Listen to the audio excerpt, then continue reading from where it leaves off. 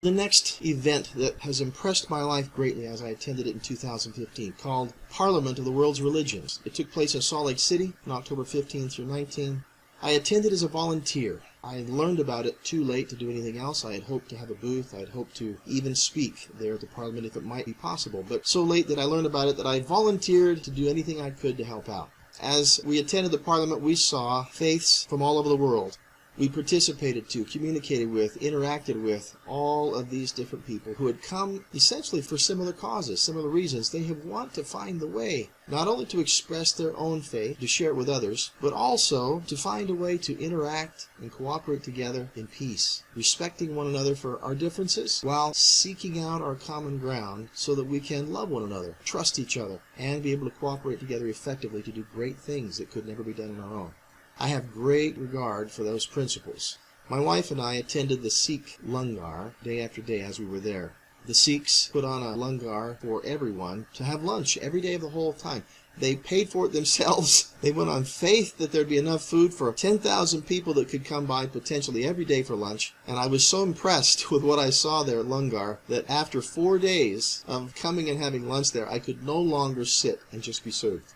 I had to put on a shirt and come in and participate. We watched many different faiths that performed all together, showing us things about their rituals, their religions, their culture. They came from all around the world, proud of their cultures, pleased to share it with others, finding so much satisfaction in sharing that which they loved so much. They were Christians, Jains, Jews, Buddhists, Hindus, Muslims, of all types around the world. Sikhs, quite frankly, it was a beautiful, beautiful time. In this particular meeting where I spoke, the people of all different nationalities wanted all the same thing that these people wanted in China.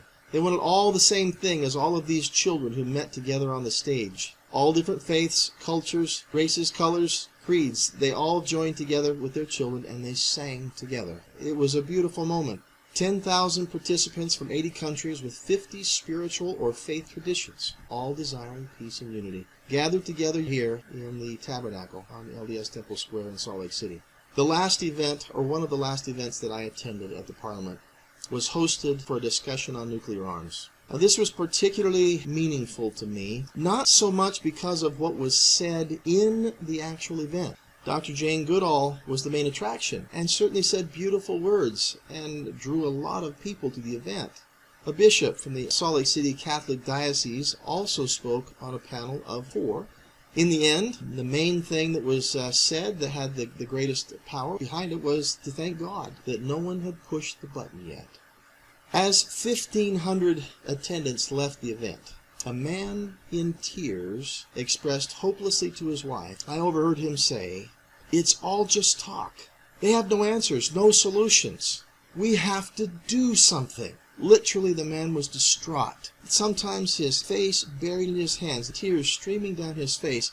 He went to this meeting to find hope, to find answers, to look for something that might give him some direction. But in the end, he found hopelessness, despair. We all want the promise of peace, justice, mercy, life, liberty, and the equal pursuit of happiness in a promised land. I believe, as many others do, that the land of America is a promised land. It's a land intended to set an example of freedom for the whole world. A land intended for people to come who want freedom. A land, however, also intended by God to be a land for those who will love Him, turn to Him, believe in Him, who will serve Him. We, the people, have the Constitution, the Bill of Rights, and free enterprise. But the competitive pursuits of our life, liberty, and happiness have led us into the chains of personal pride, greed, dishonesty, plunder, drugs, alcohol, pornography, perversions, hatreds, and murder. Too many of we the people have allowed the love of money, power, fame, and idolatrous pleasures to erode away the moral foundations that this great nation was built upon. The result? All manner of increasing poverty and bondage. All because of selfishness, because of corruption. Today is September 23, 2017. I chose to borrow from Minister Robert Beeker a board he had drawn online. You can find this same one. The link is right at the bottom of the screen. I enjoyed this very much, and my compliments to Robert Beeker for the thought that went into this. He did another presentation 2 years earlier regarding the Bethlehem Star that had reappeared. Now, some people may debate or question that that was the actual Bethlehem Star. Nevertheless, I believe it has some merit to warrant this discussion. 2,000 years ago, the same constellations came together that formed this same pattern that was the Bethlehem Star then. So it is believed by these that present the one in 2015 as the reappearance of the Bethlehem Star. That Bethlehem Star gave us a signpost in the meridian of time. From that point, we also have nearly 2,000 years later the same star appearing, and from that point we also see what I believe is a signpost marker that tells us how many years it was until the death by crucifixion and the resurrection of Jesus Christ from the tomb on the third day thereafter. That same star appearing again now in 2015 gives us another signpost. I do not believe the rapture is going to occur today. Clearly it has not. I do not believe the rapture is going to occur tomorrow. I do not believe the coming of Christ will be at any time that a man may say it is a day or an hour, because no man knows that day or hour, as was also pointed out by Minister Robert Beeker. It is clearly stated in the New Testament that when that day comes, Christ will return in the clouds of glory, similar to as when he was taken up into the clouds of glory 40 days after his resurrection, after he had spent that time visiting with saints and disciples in his day. Today, I believe we can look to the past to see what's going to happen also in the future. For what has happened in the past is going to happen again. All the types and shadows of history will play themselves out again in these last days. We shall watch them according to the signs of the times, and therefore we can watch the stars in the heavens, the signs in the earth, and all these things that are spoken of throughout Scripture in order to look forward to a day of peace. Whether you're Christian or not, a day of peace that all mankind yearns for, hopes for, looks and watches for.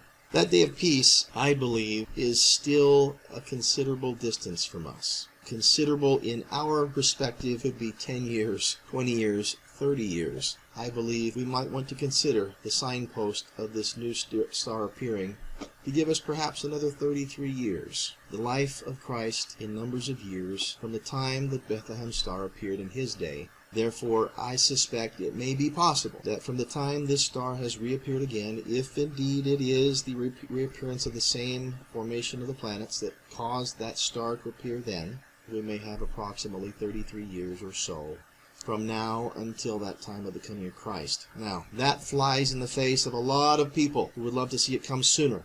But quite frankly, we have a lot of things in the signs of the times that have yet to be fulfilled. They are not fulfilled yet. And there are too many things to take place, both politically, socially, also signs in the earth, signs in the heavens above. All of these things spoken of. Matthew, go read it. I'm not going to take the time to go and give all the citations. I've written thousands of pages in a book that I have decided to call 7 Pillars of Peace and Freedom, the last step in the divine evolution of freedom before the establishment of world peace, which is the establishment of Zion. I have probably 7 to 10 different books that could be made out of it. It's waiting for editing. Part of the process of this launch is to bring things together so that that editing may be done and the books be published. All of those books are designed to do one thing, to help prepare people to fulfill this mission that I'm introducing today. The mission to help prepare people to live a lifestyle. The lifestyle of Zion life. But not just of Zion as the Jews speak of it, not Zion as Christians generally speak of it, not Zion as Muslims or any others of the children of Abraham may speak of it, but Zion that is for everyone. Zion that is spoken of, I believe, by Noah. Zion as a universal concept, a universal lifestyle intended for all of the children of God on earth, for all of the posterity of Noah, of which we are. And I have genealogy to prove it that goes all the way back to Adam and Eve on 2 different lines, one that goes back to the lines of Jewish kings, to the line of David, back to Judah and the house of Israel. I have another that goes back through the Gentile lines that we trace back, which goes through Rome to the Greeks, and it goes on to Troy and ties into a name of Zerah, who is also a descendant of Judah in the house of Israel. I also have other indications that lead me to believe that I am a lineage of Ephraim, who's another member of the house of Israel, the chosen 12 tribes. I also have my mother's lines that trace back through known genealogies that also tie all the way back through the royal lines, clear back through Israel, all the way back to Adam and Eve. So please do not tell me that Adam and Eve don't exist. Please don't tell me that the Jewish histories are not real. Do not tell me that Noah is not a real person. Do not tell me that the flood did not happen. These things I have absolute sure knowledge of, just as I do the atonement of Jesus Christ. A perfect understanding of the reality of that sacrifice that was made on our behalf. It is what drives me to do the work that I've been given here. This particular screen we're looking at gives a diagram that will show you these constellations of Leo, of Virgo, the sun represented here just behind the shoulders and head of the woman, the moon at her feet, and Jupiter coming in to the womb, doing a loop-de-loop for 9 months, and then exiting the womb. It is the one time in 7,000 years that we can map or pattern where all of these events take place perfectly all at the same time.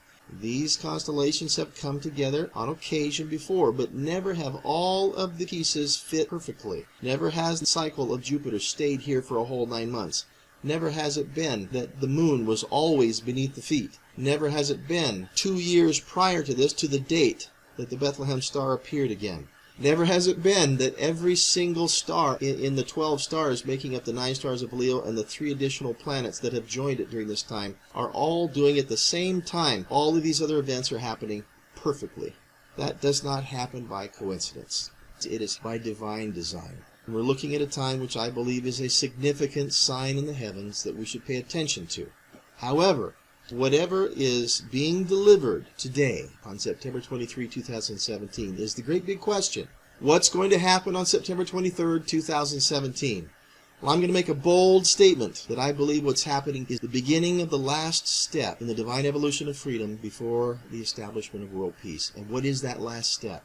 That last step is to prepare the world to live a universal lifestyle of Zion life based on principles of love, trust, and cooperation, supported by 7 pillars which are found in Proverbs 9:1. Wisdom hath builded her house, she hath hewn out her 7 pillars. That means wisdom, which is God, has founded everything he does on these 7 pillars.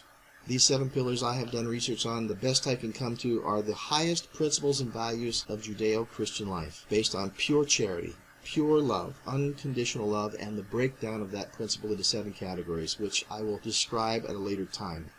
Here is another piece that was done by Mark Spiltz, a rabbi, if I'm not mistaken, speaking on signs and seasons. He also was speaking on this same pattern developed here in Virgo, which he says is equal to the nation of Israel, representing the nation of Israel, and Leo, representing the tribe of Judah, the king tribe, the lead tribe. All the stars, all the pieces. Here's the sun clothing the woman. Here's the moon at her feet. Here are the 3 stars that have come into the same pattern of Leo and Virgo. 9 stars of Leo, 3 stars of these planets here make up the 12 stars of the crown that adorn the head of the woman. All the sacred numbers of 70 years, 50 years, 100 years, 120 years, even the 7-year cycle of Shemitah. All of these numbers come into play exactly on today, the beginning of the next 7-year cycle of Shemitah. It is the end of a year of Jubilee. These are feasts. These are holidays. These are special days. 70 days is considered a lifespan. 50 years is the year of Jubilee where all debts were released. It was a year of rest, a year of celebration, a year of absolute freedom and peace that was to be worshipped all year long after 7 cycles of Shemitah, 7 years each.